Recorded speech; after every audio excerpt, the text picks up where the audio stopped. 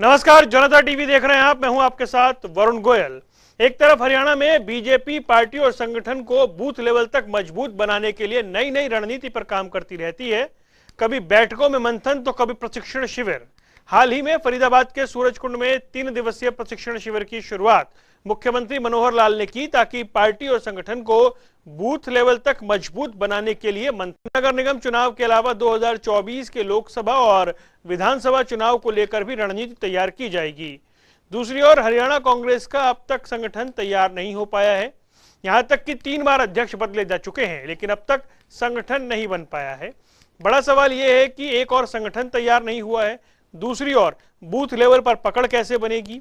बिना संगठन के पार्टी किस तरीके से आगे चुनाव में बढ़ेगी, पकड़ कैसे मजबूत होगी। और कुल मिलाकर बात यह है कि मिशन 2024 को लेकर के कौन कितना तैयार है, यानी कि मिशन 2024 को लेकर क्या वाकई उतनी गंभीरता कांग्रेस में भी है।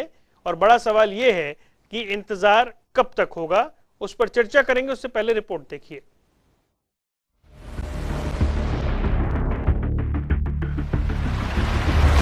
सियासी युद्ध के लिए हुंकार, लेकिन सैन्य संगठन अब तक नहीं है तैयार। बात हरियाणा कांग्रेस की हो रही है, जिसका संगठन अब तक तैयार नहीं हो पाया। वहीं दूसरी तरफ बीजेपी पूरी तेजी और जोश के साथ पार्टी और संगठन को मजबूत करने की रणनीतियों पर काम कर रही है। फरीदाबाद के सूरजकुंड में 3 दिवसीय प्रशिक्षण शिविर की शुरुआत मुख्यमंत्री मनोहर लाल ने की। इस मौके पर प्रदेश के तमाम मंत्रीगण, विधायकों के अलावा बीजेपी के राष्ट्रीय संगठन महामंत्री बीएल संतोष, केंद्रीय मंत्री गजेंद्र शेखावत, कृष्णपाल गुर्जर समेत कई राष्ट्रीय पदाधिकारी प्रशिक्षण शिविर के अंतिम दिनों में बारी बारी से शिरकत करेंगे।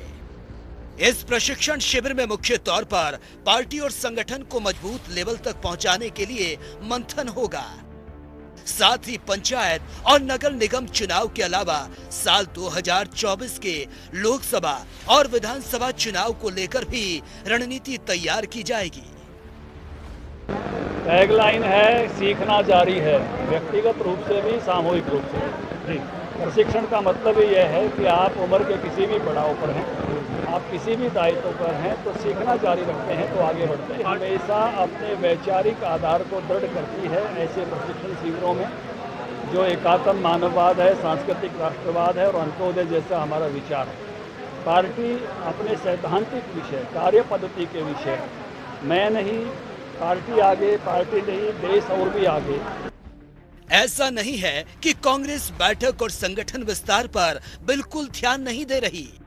गुरुवार को दिल्ली में कांग्रेस ने भारत जोड़ो यात्रा और संगठन के विस्तार के लिए अहम बैठक की, जिसमें हरियाणा से कांग्रेस के प्रभारी विवेक बंसल, प्रदेश अध्यक्ष उदय भान भी बैठक में मौजूद रहे। लेकिन हैरत की बात तो ये है कि ना अशोक तंवर के वक्त हरियाणा कांग्रेस का संगठन बन पाया, न कुमारी शैलजा के वक्त, और अब प्रदेश अध्यक्ष पद की कमान उदय भान के हाथ में है और रिमोट कंट्रोल भूपेंद्र हुड्डा के पास। बावजूद इसके अभी तक कांग्रेस हरियाणा में अपना संगठन खड़ा नहीं कर पाई। अगर कुछ सुनने को मिलता है तो बस यही कि प्रक्रिया जारी है और संगठन जल्द बनकर तैयार हो जाएगा। बिल्कुल सही, ठीक काम चल रहा है। अब जुलाई के बाद में बात करेंगे। तो ये थोड़ी बहुत कमी रहेगी, उसे आगे कर लेंगे। जुलाई तक के हमारा प्रयास रहेगा, 31 जुलाई तक हम कर लें। वहीं कांग्रेस के पूर्व प्रदेश अध्यक्ष कुमारी शैलजा का कहना है, कांग्रेस का संगठन अब जल्द से जल्द बन जाना चाहिए। इससे कार्यकर्ताओं का जोश बढ़ेगा और सरकार के खिलाफ लड़ाई लड़ने में मदद भी मिलेगी। संगठन बनना किसी भी पार्टी के लिए बहुत ज़रूरी होता है और ये हम पहले दिन से कह रहे हैं और मुझसे भी पहले से। तो संगठन बनना तो बहुत ज़रूरी था और इसकी गंभीरता हम सब ने समझी है। जब पार्टी के दिग्गज नेता ही सवाल उठाने लगे तो समझ लीजिए कि कहीं ना कहीं कमी है, क्योंकि इतने लंबे अरसे से पार्टी संगठन ना बन पाना वाकई कई सवाल खड़े करता है। जब आप पार्टी संगठन तैयार नहीं कर पाए हैं तो बूथ लेवल तक कैसे अपनी पकड़ बना पाएंगे, और बिना संगठन किस रणनीति के तहत पार्टी और संगठन लेवल पर अपनी पकड़ मजबूत कर अपना जनता का दिल जीत विरोधी दल को चुनावी शिकस्त दे पाएंगे। ये तो वही बात हो गई, सियासी युद्ध के लिए हुंकार, लेकिन सैन्य संगठन अभी तक नहीं तैयार। ब्यूरो रिपोर्ट, जनता टीवी।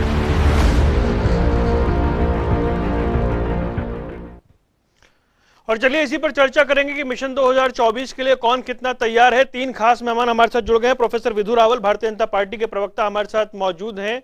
इसके अलावा हमारे साथ रविंद्र ढुल हैं, कांग्रेस का पक्ष रखने के लिए, और राजकुमार सिंह हैं, वरिष्ठ पत्रकार। आप सभी का स्वागत है। सबसे पहले प्रोफेसर विधु रावल, क्या कुछ चल रहा है, क्या कुछ प्रशिक्षण शिविर में दिया जा रहा है आपको प्रशिक्षण?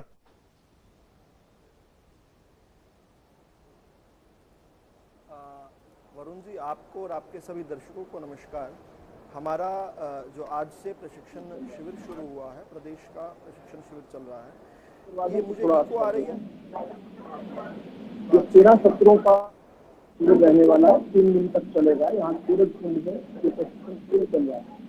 भारतीय जनता पार्टी जिस प्रकार से हम जानते हैं कि अपने कार्यकर्ताओं को निरंतर प्रशिक्षित करती रहती है, इस योजना के तहत हर प्रांत के अंदर प्रशिक्षण का होता है। इसी प्रकार से हमने नीचे से लेकर प्रशिक्षण शुरू किया। हमारे जिला स्तर पर प्रशिक्षण लग चुके थे, मंडल स्तर पर प्रशिक्षण शिविर लग चुके थे। मंडल स्तर पर प्रशिक्षण शिविर लग चुके थे। हमने बूथ स्तर के कार्यकर्ताओं को, यानी 19,786 बूथ जो हरियाणा में है, इन 19,786 बूथ के 60,000 से अधिक कार्यकर्ताओं को हमने प्रशिक्षित किया। अब यहाँ आज जो शिविर शुरू हुआ है, इसमें हरियाणा के प्रदेश के कार्यसमिति के सदस्य, पदाधिकारी, मंत्रीगण, केंद्र के और हरियाणा से जो संबंध रखते हैं, सभी लोग जो है यहाँ पर हैं। आदरणीय मुख्यमंत्री जी हैं। एक के बाद एक सत्रों में भारतीय जनता पार्टी का विचार जो है उस पर बातचीत हो रही है, और किस प्रकार से हमने विचार को लेकर जो है आगे बढ़ना है, उस पर चर्चा हो रही है। हम जानते हैं वरुण जी कि भारतीय जनता पार्टी एक विचार आधारित पार्टी है, कार्यकर्ता आधारित पार्टी है, और इसी विचार को आगे बढ़ाते हुए हम जो है भारत माता की जय और भारत माता की विजय किस प्रकार से सुनिश्चित हो, भारत माता को परम वैभवता के शिखर पर किस प्रकार से पहुंचाया जाए, किस प्रकार से भारतीय जनता पार्टी आज दुनिया का सबसे बड़ा संगठन बन चुका है। आज भारतीय जनता पार्टी सर्वस्पर्शी है, सर्वव्यापी है, यानी सभी वर्गों में भारतीय जनता पार्टी का कार्यकर्ता और सभी क्षेत्रों में भारतीय जनता पार्टी का कार्य, इस कार्य को इसीलिए कर पाए हैं क्योंकि हम एक बहुत अनुशासित दल है। और आपने सवाल था कि क्या सिखाया जा रहा है, तो भारतीय जनता पार्टी के प्रशिक्षित कार्यकर्ताओं को जिस प्रकार से पॉलिशिंग हो रही है यहाँ पर, फिर से अनुशासन, मर्यादा, राष्ट्रवाद और अंत्योदय का विचार, अंतिम पंक्ति में खड़े हुए अंतिम व्यक्ति का किस प्रकार से उदय हो, गरीब उत्थान किस प्रकार से हो, और संगठन पे किस प्रकार से भारतीय जनता पार्टी का टूट विश्वास रहता है, उनको लेकर लगातार निरंतर चर्चा हो रही है। ठीक है सर। एक बार आवाज फिक्स करवा दीजिएगा जी। मैं इसको एक बार दिखवा लेते हैं, आपकी आवाज उनको वापस मिल रही है, इको एक बार इसे चेक करवा लेते हैं। रविंद्र ढुल साहब, मिशन 2024 की तैयारी है, हर पार्टी अपना अपना काम करती है, लेकिन अभी हम जिस तरीके से एक पूरी स्टोरी चला रहे थे, बैकग्राउंडर तक था उसमें, जिसमें कुमारी शैलजा कह रही है कि संगठन बहुत बड़ी जरूरत है, और आपके यहाँ तो बहुत लंबा अरसा होगा, कई अध्यक्ष आए चले गए, अभी तक ये हो नहीं पाया है। तो अगर बात होती है दो पार्टियों के बीच में, तो आपको क्या लग रहा है कि बीजेपी तैयारियों में आपसे आगे है, ऐसा दिखाई दे रहा है? देखिए, भारतीय जनता पार्टी सरकार में है तो स्वाभाविक तौर पर इनके कार्यकर्ता केंद्रित जोश है, जिसके कारण से ये आगे दिखते हैं।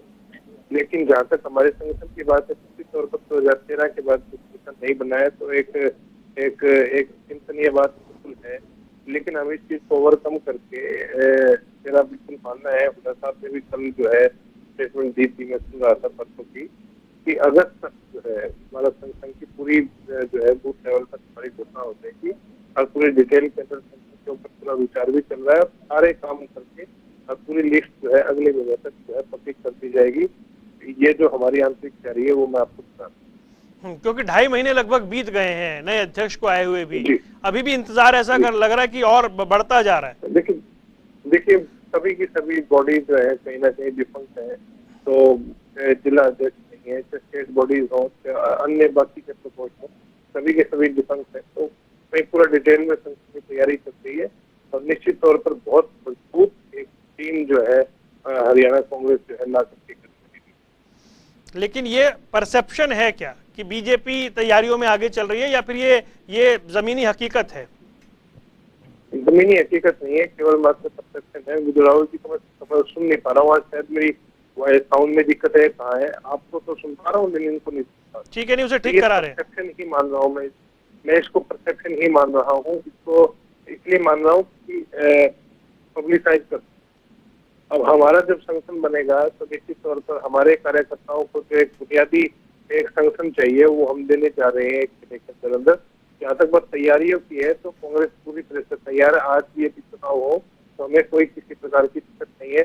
2019 में भी बहुत अच्छी परफॉर्मेंस रही कांग्रेस की, जबकि कांग्रेस के पास में उस समय पर संगठन नहीं था। अब जो संगठन पूरा बनने के बाद में हम जब काम करेंगे तो निश्चित तौर पर मान करके चलिए कि विजयी। ठीक है राजकुमार जी, ये सिर्फ परसेप्शन की बात है या फिर तैयारियों के लिहाज से हम देखें? क्योंकि हमने पीछे देखा कि चंडीगढ़ में बीजेपी की बैठक हो रही थी, दिल्ली में कृष्णपाल गुर्जर के घर पे सीएम की बैठक हुई, फिर राव इंद्रजीत सिंह के घर पे गेट टुगेदर हुआ, और लगातार कोई ना कोई कार्यक्रम चलता रहता है, कभी विधायकों का, कभी मंत्रियों का, कभी गठबंधन का, और उसी कड़ी में प्रशिक्षण शिविर है। लेकिन रविंद्र ढुल कह रहे हैं सिर्फ परसेप्शन है, जमीन पर ऐसा कुछ है नहीं। वरुण जी, रविंद्र ढुल काफी पुराने राजनीतिक कार्यकर्ता हैं, प्रवक्ता हैं। परसेप्शन हवा में नहीं बनता, परसेप्शन का भी कुछ तो आधार होता है ना। और ये जैसे खुद आपने गिनाया कि बीजेपी संगठन के तौर पर भी, हालांकि ऐसा माना जाता है, फिर मैं परसेप्शन पर अगर आ जाऊं, ये परसेप्शन रहा है भारतीय राजनीति में कि जब जो दल सत्ता में होता है उसका संगठन सरकार का पिछलग्गू बन जाता है और लगभग निष्क्रिय हो जाता है। भारतीय जनता पार्टी के संगठन पर आप देखें तो ये परसेप्शन टूटता नजर आ रहा है, चाहे पिछला कार्यकाल हो चाहे ये कार्यकाल हो।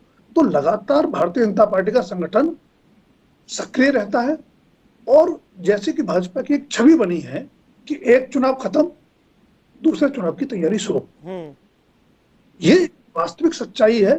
और मेरा मानना है, रविंद्र ढुल साहब के बारे में भी कह रहा हूं, बाकी मैं कांग्रेस के बारे में कह रहा हूं या बाकी दलों के बारे में, कि भारतीय जनता पार्टी से उनका जो भी वैचारिक विरोध हो, राजनीतिक विरोध हो, लेकिन संगठन कैसे बनता है, कैसे चलता है, कैसे चलना चाहिए, ये अगर भाजपा से बाकी दल सीखेंगे तो उनके अपने हित में रहेगा। बिना संगठन के कोई राजनीतिक दल बहुत लंबी राजनीति नहीं कर सकता। कांग्रेस ने की 4 दशक तक, इसलिए की कि उसका संगठन बहुत मजबूत था, शहर से लेकर गांव तक। अब वो स्थिति नहीं है। अब आप देखें कि एक तरफ तो भाजपा है, सत्ता में दूसरा कार्यकाल है हरियाणा में जी, केंद्र में दूसरा कार्यकाल है, लेकिन संगठन के स्तर पर देखें, प्रधानमंत्री से लेके संगठन के पदाधिकारी तक और मुख्यमंत्री से लेके संगठन के पदाधिकारी, हर व्यक्ति हर समय आपको सक्रिय नजर आएगा, आगे की रणनीति बनाते नजर आएगा। और जो प्रशिक्षण की बात तो हो रही है, दूरावल जी ने काफी चीजें कही। इस प्रशिक्षण शिविर का जहां तक मेरी जानकारी है, एक बड़ा मकसद यह भी है, जो शायद 2019 में महसूस किया गया, कि सरकार के कामकाज को जनता तक कैसे पहुंचाया जाए, कि सरकार ने क्या किया और उसका जनता को क्या लाभ मिला, एक वो भी मकसद। दूसरी तरफ आपकी रिपोर्ट में खुद बताया गया, तीसरे अध्यक्ष हैं हरियाणा प्रदेश कांग्रेस के उदयवान, उनको तो 2.5 साल हुआ है, 2.5 महीना हुआ, 2.5 महीने हुए। शैलजा लगभग 2-2.25 साल रही जी, उससे पहले अशोक तंवर रहे। तो आखिर बिना संगठन के कैसे राजनीति करेंगे? अभी तक माना गया कि वो कह रहे हैं बिना संगठन के 2019 में अच्छा परफॉर्मेंस दिया। वो मुझे लगता है कि अगर वो संतुष्ट है तो बहुत अच्छी बात है, लेकिन संतुष्ट होने का आधार क्या है? अगर आप 2014 के प्रदर्शन से अपना आकलन करते हैं, तुलना करते हैं, तो आप संतुष्ट हो सकते हैं। 2009 से करिए, 2005 से करिए, 4 से करिए, तो संतुष्ट जब आप हो गए तो आपके आगे बढ़ने की संभावनाएं क्षीण होने लगती हैं। मैं ये कह रहा था कि अशोक तंवर के भूपेंद्र सिंह हुड्डा जी के साथ बहुत अच्छे संबंध नहीं थे, कुमारी शैलजा के बारे में मान लिया गया।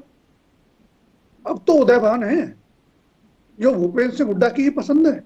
अब क्या संगठन बनने, 2.5 महीना हो गया भाई। 2.5 महीने में आपने सिर्फ एक कार्रवाई की संगठन की दिशा में, आपने प्रवक्ताओं की सूची बनाई, वो भी आला कमान को नहीं बताई, नतीजा ये हुआ आपने जारी किया, कुछ घंटे में वो वीटो हो गई। तो गंभीरता समझें जी। राजनीति। अब देख, अभी नगर परिषद और निकाय उनके चुनाव होके चुने, नगर पालिका के जी कैसा प्रदर्शन रहा। अभी 3 नगर निगम के चुनाव होने हैं, पंचायतों के चुनाव होने हैं, उसके बाद जाहिर सी बात है विधानसभा लोकसभा के चुनाव होने हैं। तो समय बहुत ज्यादा नहीं होता है, और आपका जो संगठन 9 साल से ठप पड़ा है, निष्क्रिय पड़ा है, उसको सक्रिय करने के लिए आपको समय चाहिए। कोई चाबी नहीं आती है, अब स्विच ऑन करेंगे संगठन अपने आप सक्रिय हो जाएगा। ठीक, ये आप भाजपा से सीखिए। ठीक है सर। प्रोफेसर विधु रावल, अब मैं उम्मीद करता हूं आपको आवाज ठीक आ रही होगी। ये अभी रविंद्र ढोल साहब कह रहे हैं कि देखिए परसेप्शन है, जमीन पर ऐसा नहीं है। वो कह रहे हैं ठीक है सरकार है इसलिए आपके पास एज है, लेकिन फिलहाल तैयारियों को लेकर आप जो कुछ कर रहे हैं वो सिर्फ एक परसेप्शन है। देखिए कांग्रेस की दशकों तक हरियाणा में, लेकिन कांग्रेस पार्टी ने किस प्रकार से खुद को संचालित किया इस पर मैं टिप्पणी नहीं करूंगा। हम क्या है, हम तो वोट इस पर चर्चा कर सकते हैं, और हम क्या है इस अंधेर भरी राजनीति में जिसमें कांग्रेस डोमिनेट करती थी, हम एक दीपक के निशान की तरह हम दीपक बनकर जो है उजाला लेकर आए हैं इस राजनीति।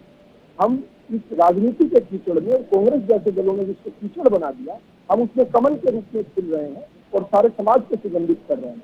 आज अगर भारतीय जनता पार्टी विश्व का सबसे बड़ा दल है, आज केंद्र में हमारी दूसरी बार सरकार लगातार बनी है, और अपने दम पर, अपनी मेजोरिटी पर हमारी सरकार बनी है, देश के अनेक प्रांतों में बनी है, अटक से लेकर कटक तक, कश्मीर से लेकर लगभग दक्षिण तक हमारी किस प्रकार से सरकारें रही है। हम इसलिए कर पाए हैं क्योंकि हम डिलीवर करते हैं, और डिलीवर क्यों करते हैं, क्योंकि हम एक वैचारिक संगठन है। हमारे यहाँ पर कांग्रेस की तरह मैं भी खाऊं तुम भी खाओ आओ मिलकर मौज बनाए वाला सिद्धांत नहीं है। हमारे यहाँ पर ना खाऊंगा ना खाने देने वाला हमारा सिद्धांत है। हमारे यहाँ पर राष्ट्र सर्वप्रथम का सिद्धांत है। हमारे यहाँ पर अंत्योदय का विचार है, पंक्ति में खड़े अंतिम व्यक्ति का उदय। हम गरीब उत्थान का काम करते हैं, हमारी हर योजना जो है वो गरीब को केंद्र में बनाकर है, हम डिलीवर करते हैं साहब। हम हरियाणा के अंदर किस प्रकार से सुखद अनुभव लेकर आए हैं, हम हरियाणा की जनता देखती है, तभी तो हमें बार बार आशीर्वाद देती है।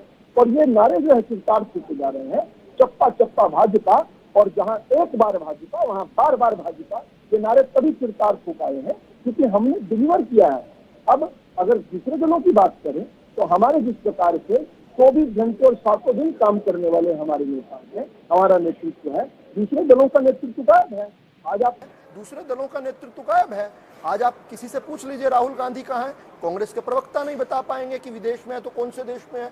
2-2 बार एक महीने में 2-2 बार विदेश यात्रा क्यों करते हैं वो, ऐसा क्या उनका विदेश के अंदर काम कारोबार चल रहा है। हम नहीं जानते कि श्रीमती सोनिया गांधी जी किस गंभीर बीमारी से पीड़ित हैं जिनका इलाज करवाने वो बार बार विदेश जाती हैं।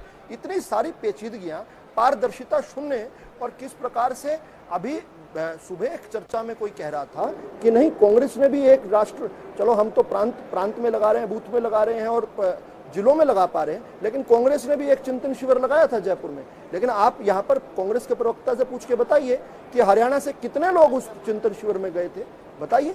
तो कुल मिलाकर भाजपा का अन्य दलों से अगर आप तुलना करते हैं तो ये मुझे लगता है एक अन्याय है। ठीक है, डिबेट की मर्यादा है, आपको सभी लोगों को बुलाना होता है, लेकिन भारतीय जनता पार्टी अन्य दिनों से भिन्न है। We are a party with a difference, और वो डिफरेंस जो है वो हमारे जो प्रेरणा पुरुष हमें जो पंडित दीनदयाल उपाध्याय और डॉक्टर श्यामा प्रसाद मुखर्जी जो हमें सिखा के गए हैं, जिस प्रकार के मार्ग पर चढ़ा कर गए हैं, जिस प्रकार से अटल जी ने, अडवाणी जी ने हमें सींचा है, जिस प्रकार से हमें अमित शाह जी ने, जेपी नड्डा जी ने और मोदी जी जिस प्रकार से हमारा नेतृत्व कर रहे हैं, हम उसी तरह निरंतर चलते रहेंगे। और हरियाणा में भी जैसे मनोहर लाल जी के नेतृत्व में और ओम प्रकाश धनखड़ जी के नेतृत्व में जिस प्रकार से हम निरंतर आगे बढ़ते जा रहे हैं, तो जो लोग अपनी अपनी स्थिति से संतुष्ट हैं वो संतुष्ट रहें। लेकिन मुझे नहीं लगता कि हरियाणा के अंदर इन लोगों का कोई भविष्य है, देश के अंदर इनका कोई भविष्य रहा नहीं है, अपनी पुश्तैनी सीटें हार चुके हैं। भारतीय जनता पार्टी में जहां हम सारे कार्यकर्ताओं को, पूरा संगठन को एक परिवार मानते हैं, वहां दूसरे दल, कांग्रेस जैसे दल जो हैं, उनके यहाँ तो परिवार ही पार्टी है, उनके लिए परिवार से बाहर पार्टी कुछ नहीं है। ठीक है प्रोफेसर साहब, कुनबों का जो है, कबीलों का एक समूह है, हाँ। जिनको मौका मिल जाए तो ये सत्ता पर बैठ जाएं और लूटने लग जाएं। ठीक, केवल इतना ही इनका काम है, इससे बाहर नहीं है। कोई राष्ट्रीय विचार नहीं है इनके पास, केवल और केवल लूट और खसूट, और मौका मिले उस पावर का दुरुपयोग कर कर स्वयं की जो है जेब पूर्ति करना। ठीक है। रविंद्र ढुल, अभी जिस तरीके से राजकुमार जी बात कह रहे थे कि ये बड़ा गंभीर विषय है और इस पर कांग्रेस में कहीं ना कहीं चूक हो रही है। बात यह है कि अब तो 2.5 महीने हो गए, क्योंकि हम शुरू में यही सुन रहे थे कि जुलाई में सब कुछ हो जाएगा, जुलाई में सब कुछ हो जाएगा, जुलाई के अंत तक हो जाएगा। अभी जनता टीवी पर ही जो हमने सुना, अध्यक्ष जी ये कह रहे हैं अब अगस्त, अब उनके मुंह से अगस्त सुनाई दे रहा है।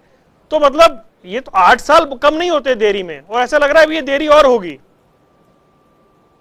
नहीं, अगस्त के अंदर घोषणा हो जाएगी, ये इस बात को आप निश्चित मानिए।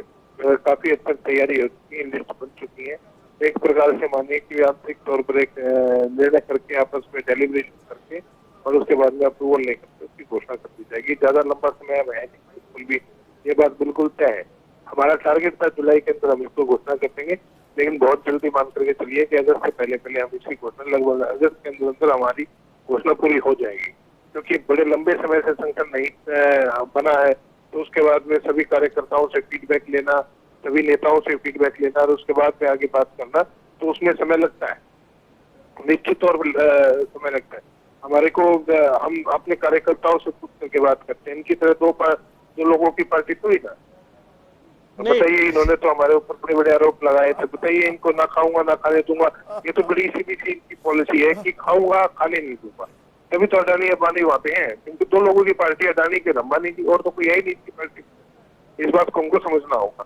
तो जहां तक बात हमारी पार्टी, ये इनके शिविर से, चिंतन शिविर से हमें कोई मतलब नहीं, इनका आंतरिक मामला है। हमारा आंतरिक मामला ही नहीं, हमारे ऊपर छोड़ना चाहिए। निश्चित तौर पर राजकुमार जी की बात बिल्कुल कई बातें बिल्कुल सही है। हमने ये बिल्कुल भी नहीं कहा कि हम संतुष्ट हैं, बिल्कुल भी नहीं कहा, ऐसी कोई भी मेरी स्टेटमेंट नहीं है कि हम संतुष्ट हैं। निश्चित तौर पर जहां हम थे उससे हमें आगे बढ़ना है। हम जहां सरकार छोड़ करके गए थे, आगे आकर के हमने सरकार भी बनानी है, तो निश्चित तौर पर तो इसलिए जो कमियां रही हैं उन कमियों को ठीक करके और जो पीछे जो दिक्कतें रही हैं उनको खत्म करके हमें आगे बढ़ करके सरकार बनाने की तरफ हमने कदम बनाने हैं। तो कदम जो उसके लिए संगठन भी बनेगा और ग्रामीण जो जमीनी स्तर के ऊपर काम होगा। यहाँ पर कोई अडानी अंबानी की नहीं चलती है। हम लोगों की, कार्यकर्ताओं की सुनकर के, आम गरीब मजदूर की बात सुन करके काम करते हैं। यहाँ पर किसी कंपनी का प्रोफेस का फेवर नहीं चल रहा है। विदु रावल जी जो बोल रहे हैं ना, मुझे बहुत थोड़ा सुन रहा है। प्रोफेसर साहब, मैं आऊंगा आपके पास, आवाज ऑन करता हूँ तो सुन रहा है, तो इसलिए प्लीज ये बीच में इंटरप्ट कर रहे हैं, मैं बिल्कुल नहीं सुन पा रहा हूँ। तो मैं अपनी बात को खत्म करके उसके बाद ये बोले। नहीं, अपनी बात आप खत्म करें, लेकिन देखिए उसमें एक बात और भी है कि ठीक है, जो अशोक तंवर के समय में हुआ या जो कुमारी शैलजा के समय में हुआ, अब वो 2.5 महीने के 2-3 किस्से ये तो कि बनते ही सबसे पहले पोस्टर पर सवाल उठ गए, फोटो किसकी लगेगी इस पर सवाल उठ गए, एक सूची पहली बनी प्रवक्ताओं की उस पर सवाल उठ गए। तो यानी सब कुछ ट्रैक पर फिलहाल चलता हुआ दिखाई नहीं दे रहा है। वो इसलिए वरुण जी, क्योंकि संगठन नहीं है। अगर संगठन होता तो इस प्रकार की दिक्कतें नहीं आती है। लंबे समय के बाद जब संगठन की घोषणा होगी तो निश्चित तौर पर जो है समय तो लगेगा उन चीजों को सेटल होने। ठीक है राजकुमार जी, ये जो बात है, इसके अलावा मैं इसमें एक चीज ऐड करना चाहता हूं। ठीक है, संगठन बने, क्योंकि कुल मिलाकर हम आज चर्चा कर रहे हैं 24 को लेकर किसकी कितनी तैयारी है। वो धीरे धीरे चुनाव चढ़ेगा तो समझ भी आएगा।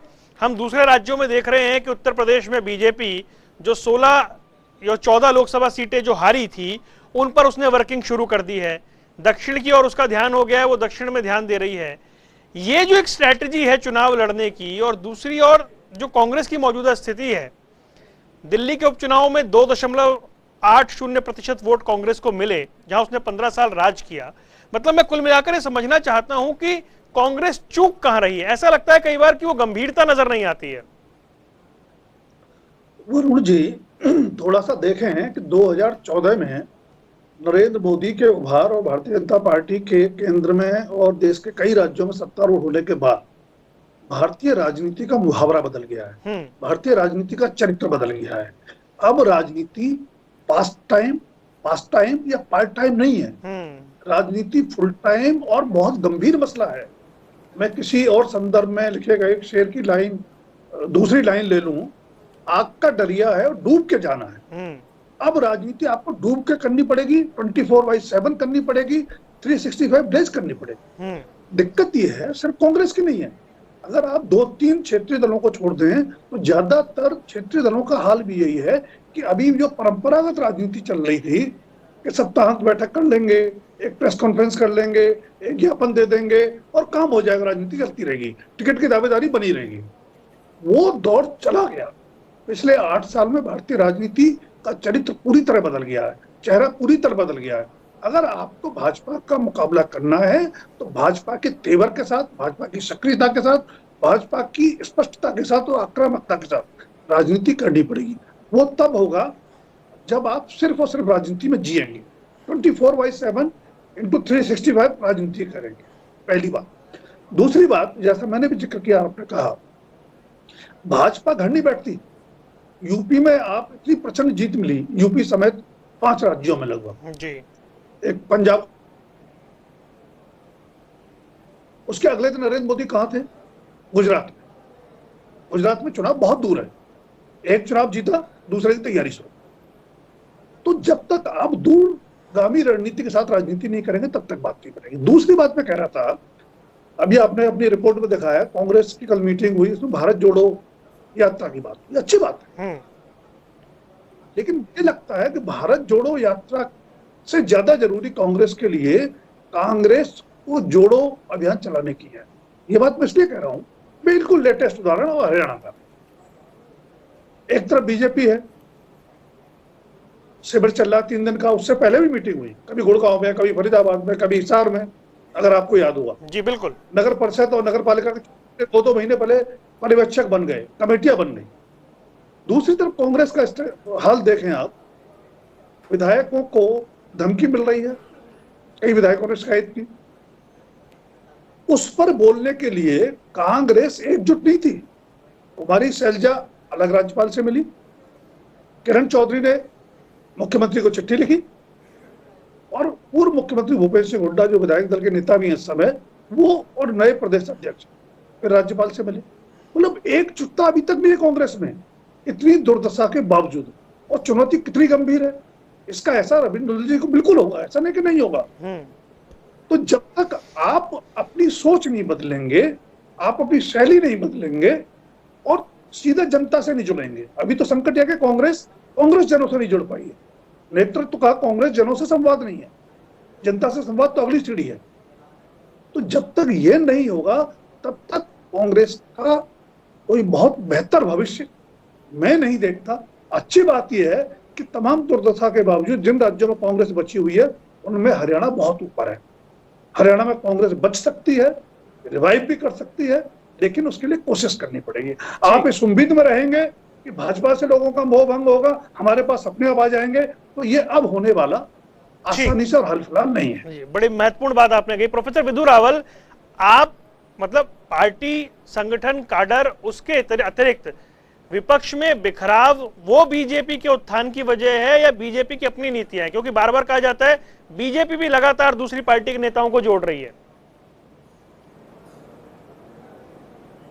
देखिए, भारतीय जनता पार्टी एक सकारात्मक राजनीति करने के लिए जानी जाती रही है। हमने हमेशा विपक्ष में रहे तो भी सकारात्मक राजनीति करते थे। हम इस प्रकार से ईडी के दफ्तरों के बाहर नागिन डांस नहीं किया करते थे 45 डिग्री में भ्रष्टाचार के आरोपों की जांच होने पर।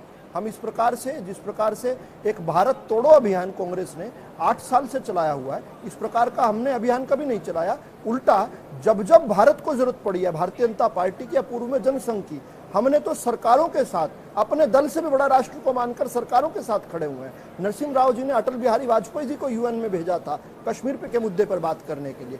1962 के युद्ध में जो है राष्ट्रीय स्वयंसेवक संघ के कार्यकर्ताओं ने आकर दिल्ली की ट्रैफिक व्यवस्था संभाली थी, जिसके लिए परेड में उनको सम्मानित किया गया था। हमने हमेशा सकारात्मक राजनीति की है। 1971 में अगर इंदिरा गांधी जी को मजबूती की आवश्यकता थी तो उस समय अटल बिहारी वाजपेयी जी ने दी थी। हम किस प्रकार का विपक्ष, एक गलित विपक्ष को देख रहे हैं जो पाकिस्तान के अंदर जाकर कहता है कि कुछ भी करो, मोदी को हटाओ। किस प्रकार से अग्निपथ योजना के दौरान जो है प्रियंका वाड्रा जी लगातार वहां पर चिल्ला रही थी, अब कुछ नहीं चलेगा, इस सत्ता को बेदखल कर दो, युवाओं आओ और सत्ता को उखाड़ फेंको। किस प्रकार की अराजकता के आग में इस देश को झोंकने का प्रयास ये पार्टी करती रही है, कांग्रेस पार्टी। इस प्रकार की नकारात्मक राजनीति हमने नहीं की, इसलिए आज जनता की पक्ष हम पसंद हैं। कांग्रेस की चोरी पकड़ी जा चुकी है। कांग्रेस कितने लिपापोती कर ले, कांग्रेस का असली चरित्र लोगों को पता चल चुका है। और आपने अभी भारत जोड़ो अभियान की बात कही, मैं तो बड़ा अच्छा मानता हूं इसको। ये प्रायश्चित है कांग्रेस का। जो पार्टी जिसने देश के विभाजन पर अपनी सत्ता हासिल की हो, वो पार्टी अगर भारत जोड़ो अभियान चला रही है तो उसका साधुवाद होना चाहिए। प्रोफेसर विधु रावल हमेशा की तरह फिर इतिहास में गए। इनको एक बार नहीं, इतिहास में नहीं जा रहा हूं मैं तो वर्तमान की बात कर रहा हूं। आ रहा हूं डुल साहब के पास आ रहा हूं क्योंकि समय कम है। रावल साहब कंप्लीट कीजिए। एक बार सिर्फ आखिरी वाक्य पूरा।